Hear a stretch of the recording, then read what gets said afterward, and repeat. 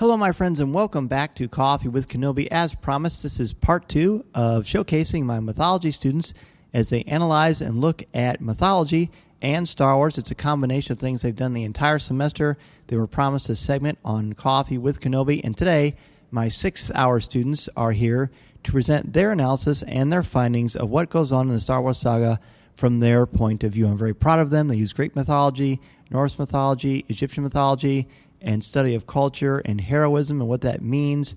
It's great stuff. Again, I'm going to get out of the way so they can show you what they have learned throughout this semester. This is Andy Gutierrez from StarWars.com, and you are listening to Coffee with Kenobi with Dan Z. This is the podcast you're looking for. This is Vanessa Marshall, Harrison Dula from Star Wars Rebels, and you're listening to Coffee with Kenobi.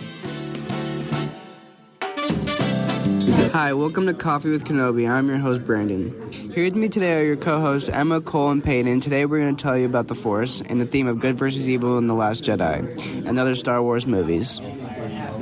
Starting off with the Force, it is the balance of everything in the universe, and it's what Jedis draw their power from. The Force gives Jedi special abilities such as levitating objects, tricking minds, and seeing things before they happen. And one thing that stuck out to me is when Leia uses the Force to save herself after a TIE fighter blows out her window and she's sucked into space. We've never seen her use the Force before, so it could have just been her tapping into some powers she didn't know she had in a life-and-death situation. It was similar to an adrenaline rush. For example, a rush of strength you don't normally have to save your life. We never saw much of Leia using the Force, but it is shown a few times in The Last Jedi. For instance, when Luke dies, she tells Rey that she could feel him leave. In The Force Awakens, we saw that Rey was able to resist Kylo Ren reading her mind and actually expose his deepest fear, that he would never be as powerful as Darth Vader. But in The Last Jedi, Rey learns to use the Force to control her power even more. She's able to lift all the rocks out of the cave opening in order to save the Resistance fighters that were trapped. Another way the Force is used in The Last Jedi is when Yoda's Force spirit comes to give Luke advice, and he somehow lights a tree on fire, and before this we didn't know that spirit ghosts could even wield the Force. And Luke had been so scared to fail while teaching Rey, he didn't realize that he needed to teach her how to fail. So those were some ways the Force has been used, and now we'll talk about different journeys to the light side. So when Luke was young, he went to the planet Dagobah to seek guidance from Yoda. He was told to do so by the dead ghost of Obi-Wan Kenobi, and Luke spent days there with Yoda training and learning how to use the Force. As Luke got older, he became one to train younger Jedis as a master as well. One of his students was Ben Solo. After Luke saw the evil in him, Luke went to kill him and hesitated, and by then it was too late, which was the birth of Kylo Ren. Luke was supposed to be training Ben to become a Jedi like himself. I think he saw both light and dark in him, but could see a lot more darkness. Luke was going to kill him because he saw what Ben would become. Ben was also very powerful with the Force, like Luke, so Luke wanted to kill him because he knew bad things would come from Ben. In The Last Jedi, we see different aspects of the Force being used. Rey and Kylo Ren have been connected through the Force since The Force Awakens, but in The Last Jedi, this connection becomes much stronger and much deeper. Rey was able to see Kylo and his surroundings around him, but he could only see her and nothing but her. Each time they connect through the Force, we see their bond and each character grow. And it becomes so intense that Rey believes she can actually get Kylo to join the light side. So she goes to the First Order ship all by herself, where she's quickly captured by Snoke, but is ultimately saved by Kylo Ren because he kills Snoke. They both work together after this, fighting and killing all of Snoke's guards. And this also means that Kylo Ren saw reason to keep Rey alive, even though they should be enemies. Kylo Ren, I feel like, didn't see a need to kill her. He sees potential and hints of the dark side in her and wants to pursue that as much as he possibly can. They already have the mental connection, which he can use to manipulate her in multiple ways. Even if he wanted to kill her, it'd be difficult with how strong she is becoming with the Force. Part of the Force is the light and dark side to it. To start off, we'll introduce some characters that chose the light side. The journey of Luke and company starts when R2-D2 and C-3PO are dumped onto Tatooine after escaping the hands of the Empire. Luke doesn't know this, but R2-D2 holds a message from Princess Leia to Obi-Wan Kenobi. Fast forward a bit, Luke finds Obi-Wan, who partially becomes his Jedi Master. Luke's aunt and uncle both pass away, causing him to start his journey following the Force. Eventually, Luke goes on to learn the way of the Force from Yoda due to the death of Obi-Wan. Yoda is Luke's new master. When Luke was ready, Yoda became one with the Force and his body disappeared, thus making Luke start the next generation of Jedi. He goes on to face his father and eventually became a Jedi Master. Rey's first introduction to the Force is when she finds Luke's saber, and once she comes in contact with it, a strong visual effect is put on her and she is scared. She then realizes that the Force is calling upon her and she must accept her gift and begins her journey to become a Jedi. After winning her battle against Kylo Ren, she sets off to an unknown location to find Luke Skywalker. After finding him, he refuses to teach her until he notices her raw power and potential. He then decides to teach her the ways of the Force. Okay, so enough about the light side. Let's talk about the dark side. And who else better to start with than Darth Vader? I'm sure the most well-known character on the dark side. It's hard to pinpoint exactly what drew him to the dark side, but the hatred in his heart from the loss of his mother and the manipulation from the Emperor was enough for his unstable heart to turn evil. A character that is the main focus of whether he's good or evil is Kylo Ren. Snoke saw his power with the Force, and he thought he could be the next Darth Vader. So he manipulated Kylo to join the dark side and turn on everyone he loved. Ben Solo was intrigued by the dark side, renamed himself Kylo Ren, and became the leader of the First Order. We have seen him kill countless people without any remorse, so there should be no question of where his loyalties lie. All right, everyone. That's all we have for today. Thank you for listening, and may the Force be with you. Hey guys, welcome to Coffee with Kenobi. I am your host, Madison, and here with me today are your co-hosts, Callie. Hey guys. And Sage. Hi guys. Today we are going to discuss how the dark side harms others for their own gain, how the light side protects and defends each other from harm, and how different characters connect with the Force. Throughout the film, the Force is used by both light and dark sides. First, we will discuss how the dark side harms others. Our film's protagonist, Rey, has a strong connection with Kylo Ren, who she communicates with through the Force. However, it is discovered that Supreme Leader Snoke bridged Rey and Kylo Ren's minds. He actually tricked them into forming a connection. It's interesting to see how Rey believed that she had a special connection with Kylo Ren, which then causes her to try and bring him to the light side. Ironically, he also believed that he could convince Rey to join him. I agree. He then tries to manipulate Rey, which further reveals the type of person that he is. In addition to Snoke, Captain Phasma also demonstrates the cruelty of the dark side. After beloved characters Finn and Rose are captured by the First Order, Captain Phasma orders their execution. Not only does she order their execution, but she also decides to make it as painful and cruel as possible. I find it strange how Finn was a lowly stormtrooper, and it was mentioned in the film that he only cleaned to the base. What's strange is that Captain Phasma has seemingly become obsessed with Finn. She knows his identification number, and she recognizes him. It is interesting to see how even one insignificant stormtrooper can stir up so many problems and anger of the First Order. One final example of the dark side showing cruelty is when Kylo Ren murders Snoke. In this intense scene, Snoke is narrating what he believed to be Kylo Ren murdering Rey. However, Kylo Ren's true enemy was Snoke. I believe that Snoke saying Kylo Ren would kill his true enemy is a pivotal point in the film. I wasn't sure whether Kylo considered Rey his enemy, and after watching him kill Snoke and take over the First Order, I realized that Kylo Ren is only interested in what best suits him. Yes, and that Rey wasn't an immediate threat to Kylo's power. He believed that he could convince her to join his force and make him stronger. Overall, the dark side's actions are a clear indicator of the selfish, cruel nature of the people. While the dark side's actions are cruel and selfish, the light side is selfless. They protect and defend each other. One major character that supports this notion is Amilyn Holdo. When Holdo's character was first introduced, I thought she was rude and bossy. However, my opinion changed. I realized that her ordering Poe around was to protect him and the Resistance. Holdo's true character was revealed when she sacrificed herself to save what remained of the Resistance. I felt that this event was the most revealing. Holdo could have remained safely on the ship, but she made the choice to risk her life so the Resistance could make it to safety. This shows how selfless characters of the light side are. They are willing to risk their lives to further their noble cause. I completely agree. The light side's nature was revealed here, which also contrasts the dark side's selfish intentions. Sacrifice is not something only Holdo attempts, though. During the final battle on Crate, Finn tries to fly his ship directly into the First Order's weapon. Completing this would result in Finn's death. However, his friend Rose stops him from sacrificing himself. Not only does this reveal the selflessness and protectiveness of the light side, but also the extent of Finn and Rose's friendship. She was unwilling to let her friend die when they had better options. And luckily for Finn and us, Rose saved him. I don't think I could deal with losing Finn. Rose isn't the only person saving our beloved characters. Rey intervenes in the final moments of the battle while Luke Skywalker distracts Kylo Ren. She impressively lifts hundreds of rocks to clear an exit for the members of the Resistance. Without Rey, the First Order would have slaughtered everybody.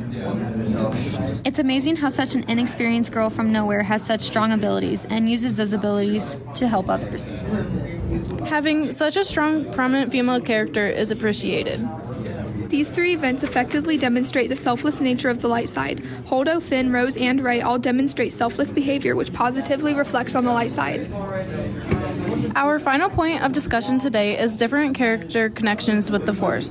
The intentions of the dark and the light side are directly linked to the Force. Both sides have strong figures, but what they do with that connection reveals their agendas. Supreme Leader Snoke, the leader of the First Order, evidently has a strong connection with the Force. This connection allows him to reveal what Rey knows. He discovers Luke Skywalker's location and Rey's relationship with Kylo Ren. Snoke was a very creepy guy, but his ability to force information from Rey was creepier. Seeing firsthand how strong he was made me realize what the Resistance was dealing with. It was pretty nerve-wracking to witness Snoke effortlessly read what Rey knew. While Snoke continuously shows his strong connection with the Force, Princess Leia has never really shown that she has one. However, in The Last Jedi, Leia taps into the Force when she is dying in space, and is able to use the Force to pull herself back to safety. Seeing Leia suddenly gain a connection with the Force was interesting. I find it strange how she has never done anything like this before. After all, her father is Darth Vader and her brother is Luke Skywalker. In Luke Skywalker's dramatic return to battle, he appears to be fighting with Kylo Ren. We soon discover that Luke used the Force to cast a hologram of himself to the planet of Crate. It is known that doing such a strong task ends in death, but Luke is so strong that he is able to successfully trick and stall Kylo Ren long enough for the Resistance to escape. Unfortunately, Luke Skywalker's final distraction resulted in his death. I still think it was amazing how Luke was able to cast an illusion of himself from his secret island all the way to the red sands of Crate. It was a bittersweet ending. He seems to have died peacefully. I agree. These character connections with the Force are all vastly different, but they each demonstrate the different motives of the dark and light side. All right, everyone, this is all we have for today. Thank you for listening. Now I'm going to hand it off to the next group. Hi, welcome to Coffee with Kenobi. I'm your host, Jesse. Here with me today are my co-hosts. Hi, everybody. I'm Spencer. Hi, I'm Hunter.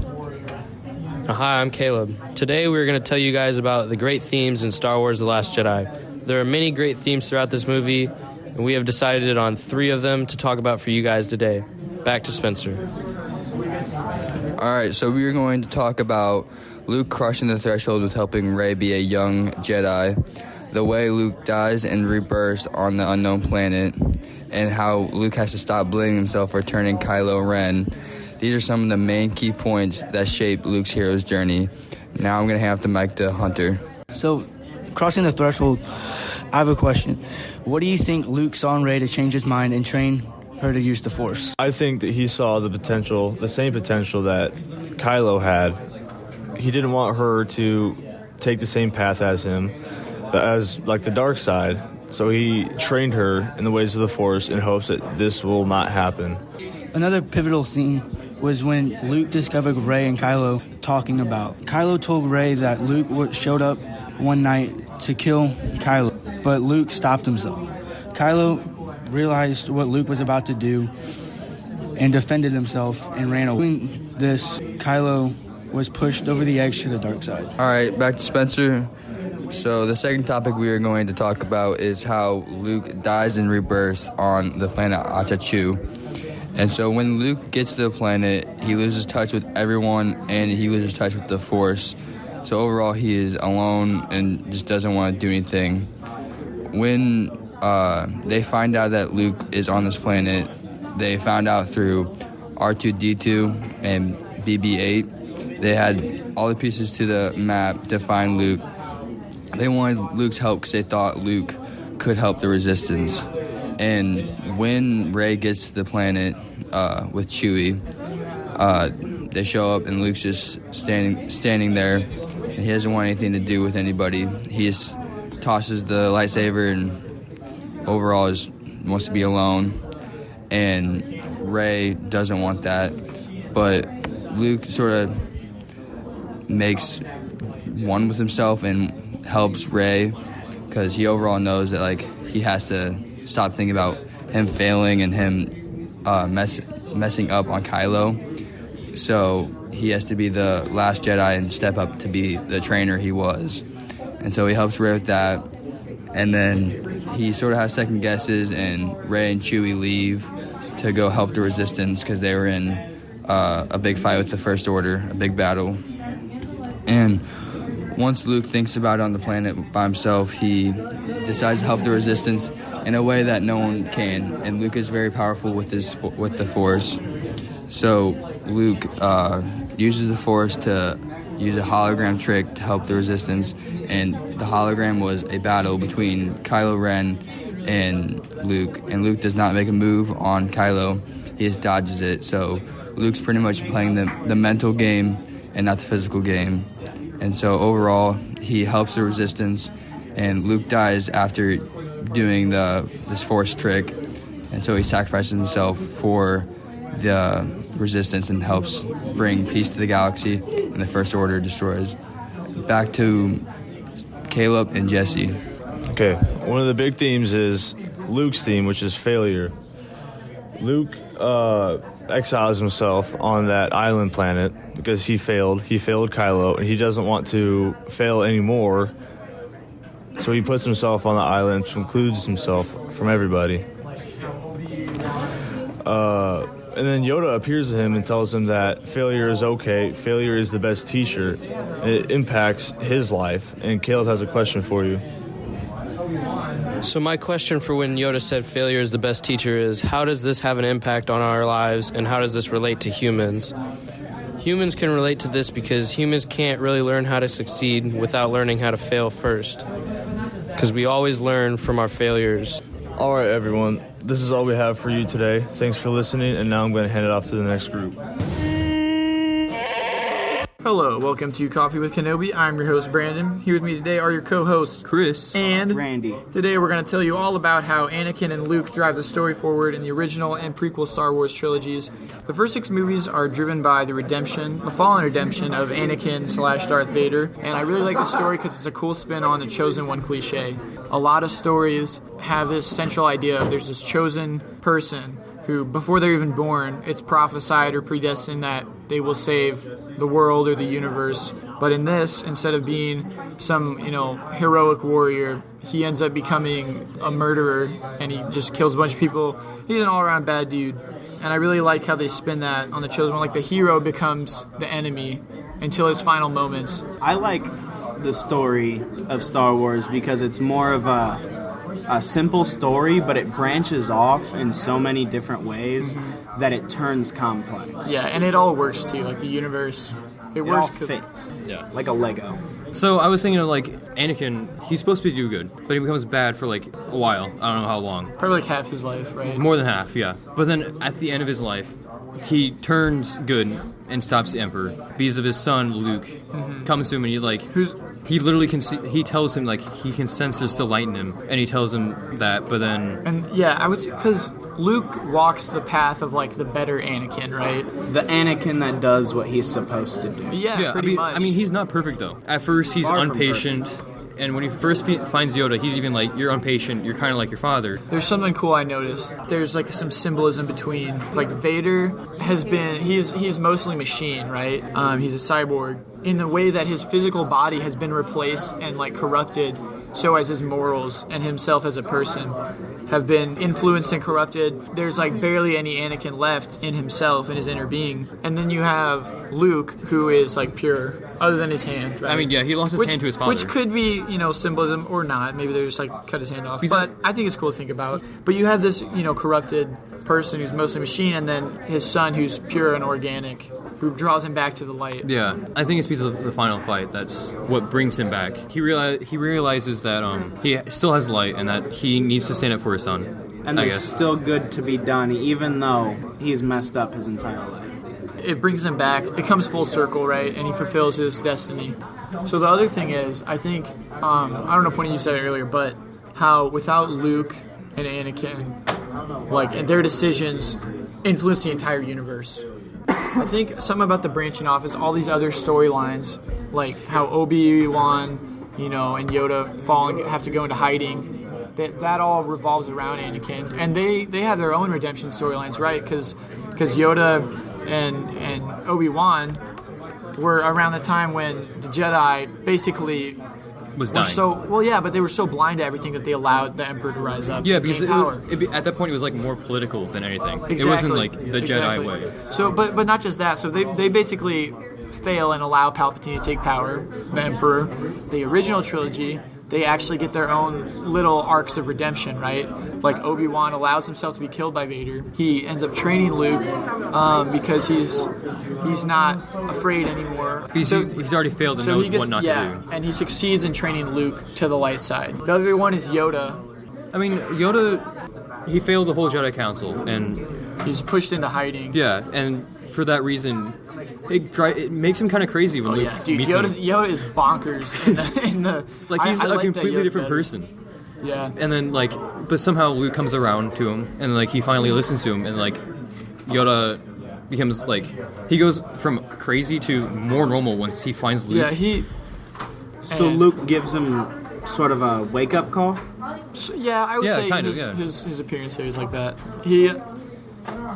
He definitely, I mean, if you would think about just Yoda's story instead of Yoda as part of a story, it's like by the time and same with Obi-Wan, by the time the original trilogy rolls around, you know, in chronological order, he's not done yet. He still has a purpose, and that purpose is in training Luke, which again goes to show how Luke is like fundamental in the story of Star Wars.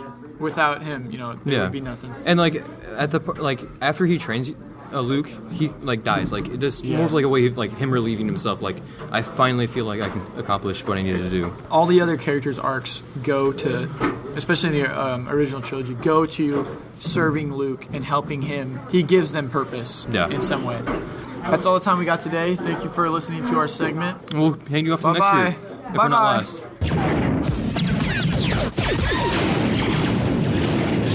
Hi, and welcome to Coffee with Kenobi. I'm your host, Tyler, and here with me today are your co-hosts, Alex. Hey. Nolan. Hello. And Cam. Hello there. Today we're going to compare the characters and character development of Ahsoka Tano and Rey. I'll start off by asking you, Alex, what is Ahsoka's character like when she's first introduced into the universe through the Clone Wars? So, we're first met with Ahsoka in Season 1 of the Clone Wars, and she's met with a lot of resistance from Anakin. He didn't really see why he needed a Padawan in the first place, and it didn't help that she was reckless, a lot like he was, actually. For example, one of her first commanding positions was during the Battle of Ryloth, and she ended up disobeying orders, which resulted in a lot of clone trooper deaths. I think this serves to kickstart her journey in a way, and she found out the cost of war. Nolan, could you go on to how she develops over the course of the TV show? Yeah, so Ahsoka has huge flaws during the first season of the Clone Wars, as you just pointed out, Alex.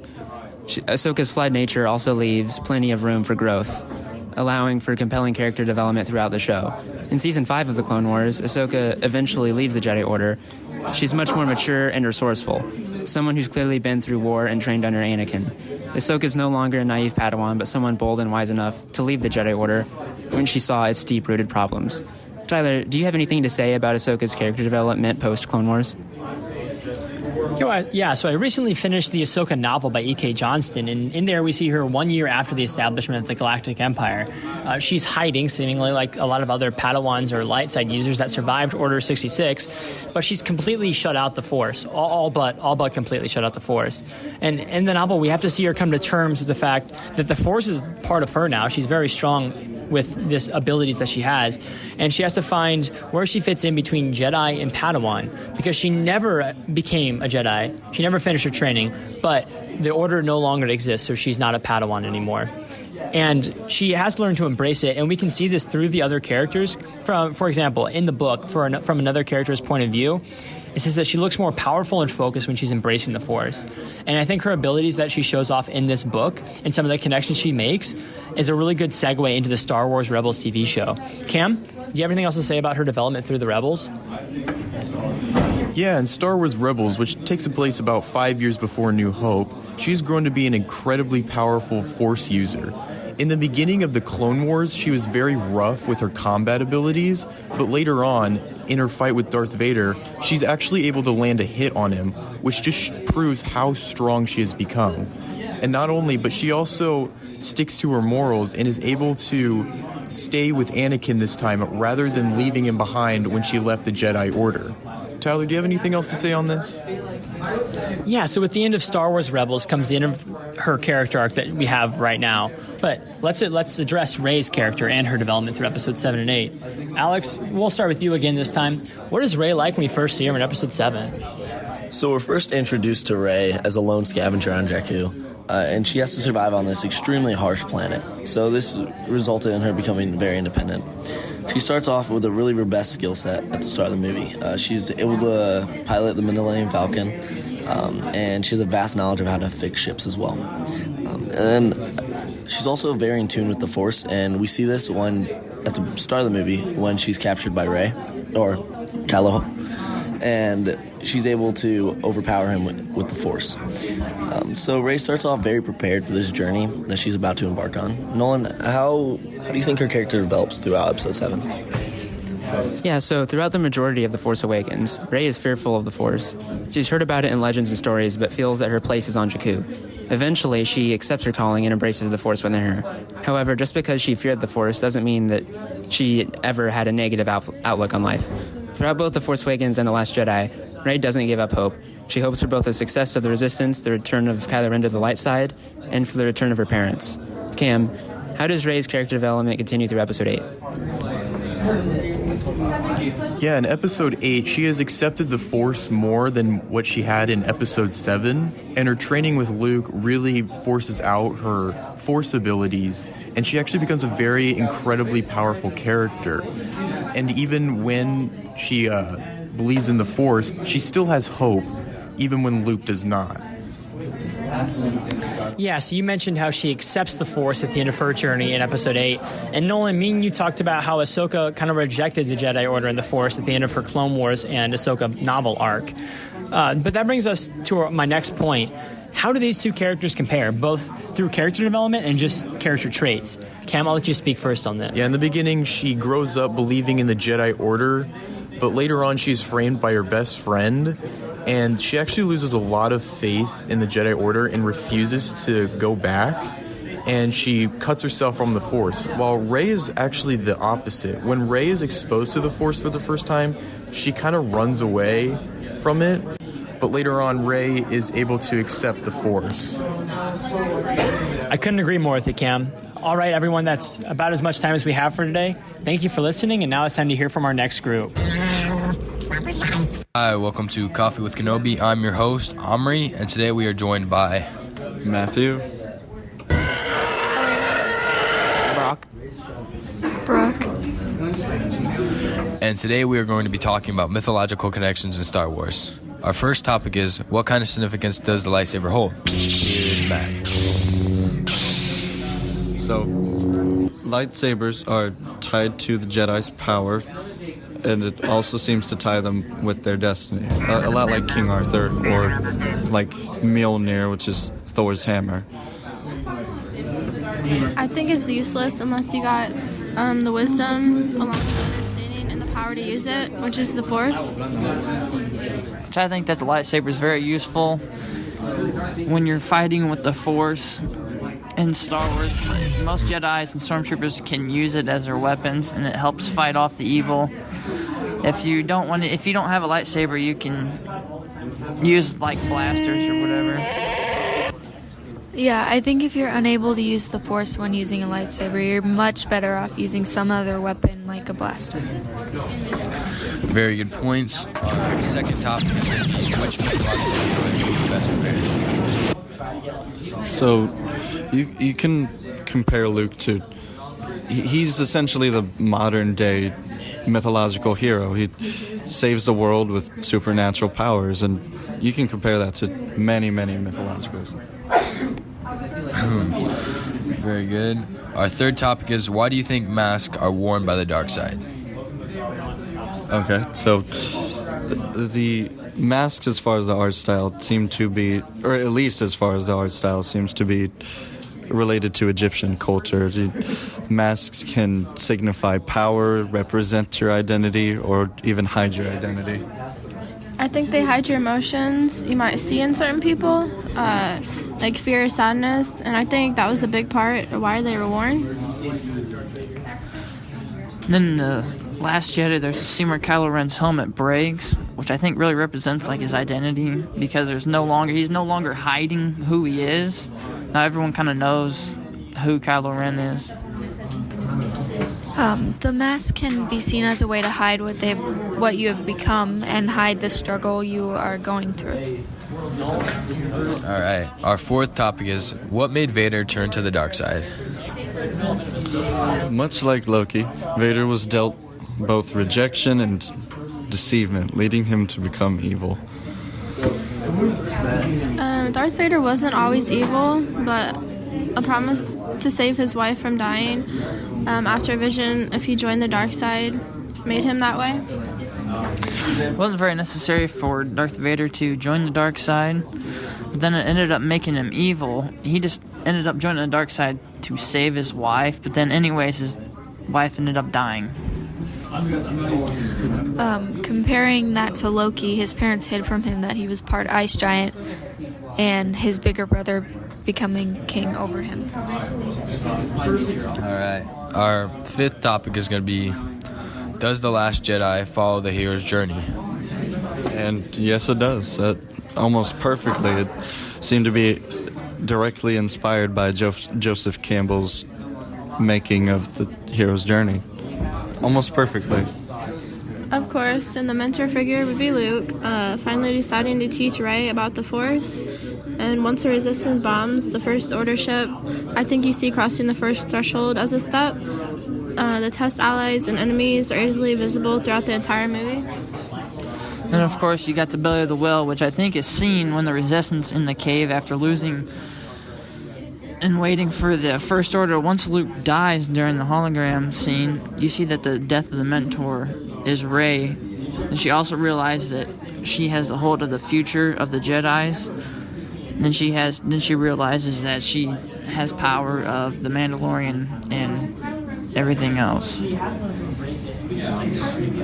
Outside help or rescue shows when Luke comes during the battle, distracting Kylo, which allows the Resistance to escape. The ultimate boon follows when Rey's responsibility becomes the world, essentially.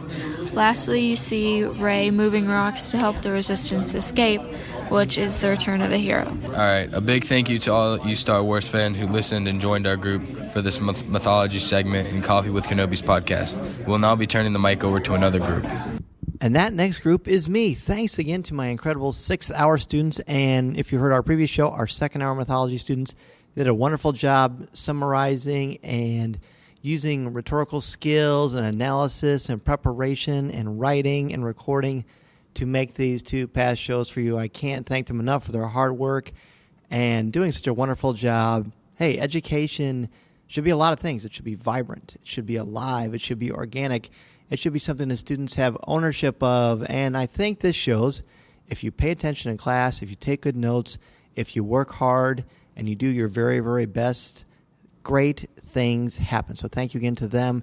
Thanks again to all of you for listening to Coffee with Kenobi each and every week. We're going to sign off here, and remember This is the podcast you're looking for. This podcast is not endorsed by the Walt Disney Company or Lucasfilm Limited. It is intended for entertainment and informational purposes only. The official Star Wars website can be found at www.starwars.com. Star Wars, all names, sounds, and any other Star Wars related items are registered trademarks and or copyrights of Disney and their respective trademark and copyright holders. All original content of this podcast is the intellectual property of Coffee with Kenobi unless otherwise indicated. This is the podcast you're looking for. There's no one here.